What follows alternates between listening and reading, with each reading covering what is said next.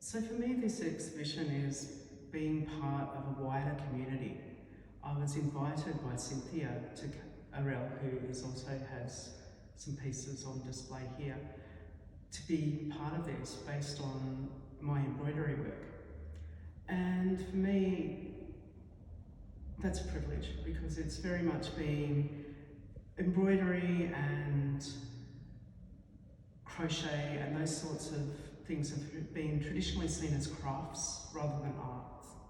And in our way as craftswomen, we're also makers and artists.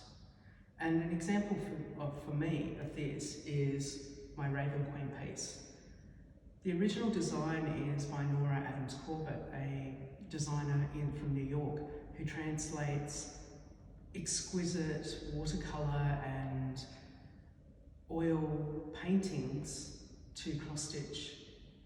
And she does that by comparing threads and making things into little squares. She said to me once, you just don't know how hard it is to make a face from squares. And it's her work in that area that enables craftswomen like myself to be able to enjoy a leisure time hobby with beautiful fabrics, beautiful threads. And with this piece here, the original was gold. It had a lot of gold, it had a lot of brassy blinginess to it.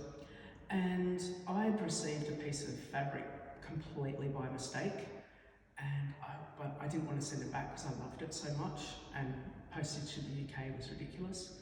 So I ended up adjusting this piece, this original design, so it fitted the fabric. And I did that by putting in these bits of silver, these bits of green, the marquisite and amethyst style jewellery instead of a gold or brassy style.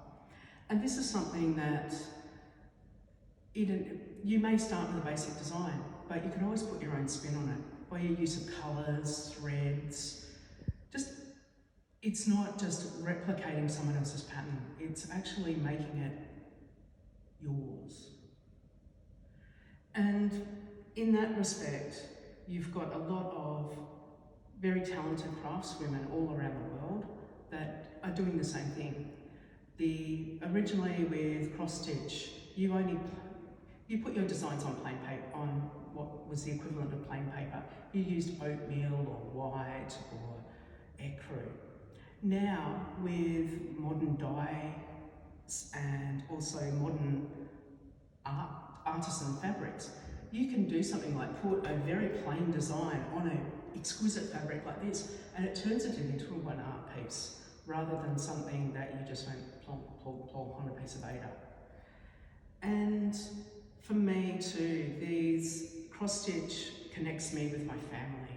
My sister, who's 12 years older than me, taught me how to cross-stitch when I was 10. She learnt from one of her co-workers. They worked on night shift together looking after premature babies, and it was something that they could do to keep their minds active while they were guarding and looking after these little tiny people. It's also a connection to many craftswomen in my family. My grandmother was an exquisite crocheter, my other grandmother knitted, my mother quilted, sewed.